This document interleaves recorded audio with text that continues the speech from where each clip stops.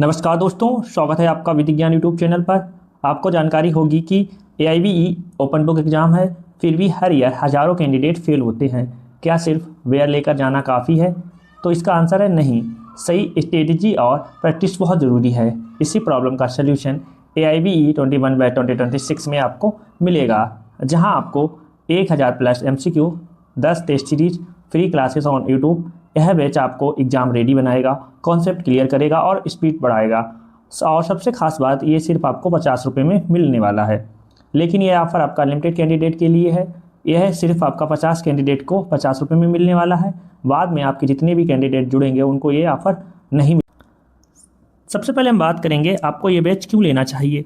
तो ये आपका जो AIBE 20 हुआ था, इसका आपका डेटा यहाँ पर दिया गया है। ऐसे ही जितने भी आपके AIBE हुए हैं उनका डेटा मैं आपको टेलीग्राम पर प्रोवाइड करा दूंगा, जिसको आप देख सकते हैं। तो यहाँ पर आपके जो टोटल कैंडिडेट आपके अपीयर्ड हुए थे उनकी जो संख्या है वो आपका 2,51,968, जिसमें आपके जो क्वालिफाइड हुए हैं वो आपका 1,74,000 और आपका जो फेल्ड हुए हैं वो आपका 77,000। ये आपका डेटा है। तो इस आपका फेल का क्या रीज़न रहता है वो मैं आपको आगे डिटेल से समझाने वाला हूँ। और जो आपका फेल होने का जो मेन कारण है वो आपका क्या है, ये जो क्वेश्चंस हैं वो आपके डायरेक्ट आपके सेक्शंस बेस नहीं पूछे जा रहे हैं। क्वेश्चन आपके कॉन्सेप्चुअल बेस पूछे जा रहे हैं, केस ला आपके ज़्यादा आ रहे हैं। उसके बाद आपके जो कथन निष्कर्ष टाइप के क्वेश्चंस हैं ये भी आपके ज़्यादा आ रहे हैं। और क्वेश्चंस हैं वो आपके बहुत लेंथी आ रहे हैं, ठीक है। उनको पढ़ने में भी बहुत आपका समय लग रहा है, फिर पढ़ने के बाद आपको ढूंढना भी होता है, ठीक है। तो इसमें आपका कहीं ना कहीं आपका समय भी जाता है, इसलिए आपका पेपर ये आपका टफ रहता है।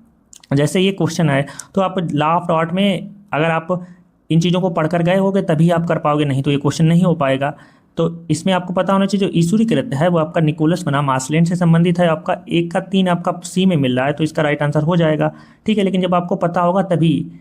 उसके बाद आप ये क्वेश्चन देखें तो इसमें आपका क्या दिया गया है, आपका पूछा गया है जो आपका IPC है। अब पहली बात तो ये है कि IPC को जब रिपील कर दिया गया है तो इनको यहाँ पर पूछना नहीं चाहिए, इनको पूछना चाहिए आपका डायरेक्ट आपका BNS, ठीक है। लेकिन पूछ रहे हैं तो वो आपका उनका है। तो यहाँ पर जो आपका सेक्शंस है जो 57, उसमें आपका क्या है, दंड अवधियों की जो भिन्नों की गणना में आजीवन कारावास के कितने तुल्य गिना जाएगा, ये क्वेश्चन है। तो अब क्या है, आपको जब आप देखेंगे IPC की धारा 57, ठीक है, उसके बाद नया कानून देखेंगे, क्योंकि आप पुराना वाला बेयर लेके नहीं गए होगे, मैं ये मान के चलूँगा।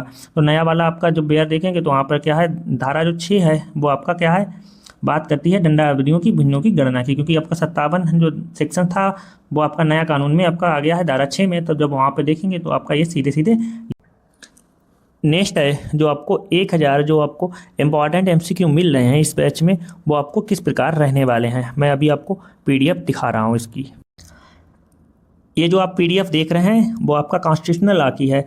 ऐसे ही क्या है, सभी सब्जेक्टों की जो PDF है वो अब मैं जब एक आपको शेड्यूल बना कर दूंगा, उसी शेड्यूल के अकॉर्डिंग आपको उसी सब्जेक्ट की PDF मिल जाएगी उस दिन पर। क्योंकि मैं सारी PDF को आपको एक दिन में प्रोवाइड नहीं कराने वाला हूँ, जिससे आपकी तैयारी वो है अच्छे से नहीं हो पाएगी।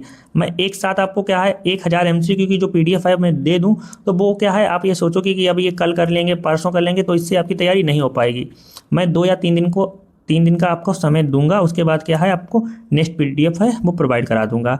और आपका एक PDF में जैसा भी सब्जेक्ट होगा, जैसे कॉन्स्टिट्यूशनल लॉ है, ये आपका 10 नंबर का पूछा जाता है, तो इसके क्वेश्चन आपके ज़्यादा रखूँगा। जो आपका कम पूछा जाता है उसके जो MCQ हैं वो आपके कम रहेंगे। ये रहने वाले हैं आपका, ये PDF आप देख रहे होंगे।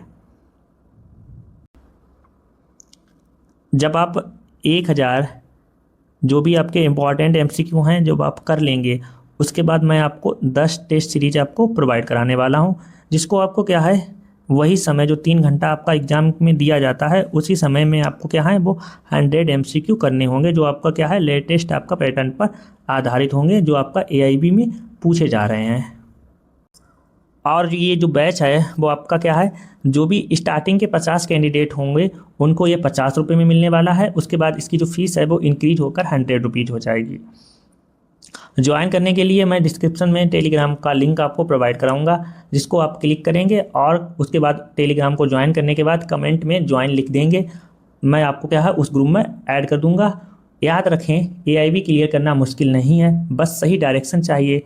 आज मेहनत करेंगे तो कल एडवोकेट बनेंगे, आपका ये डिसीजन रहेगा। Thank you.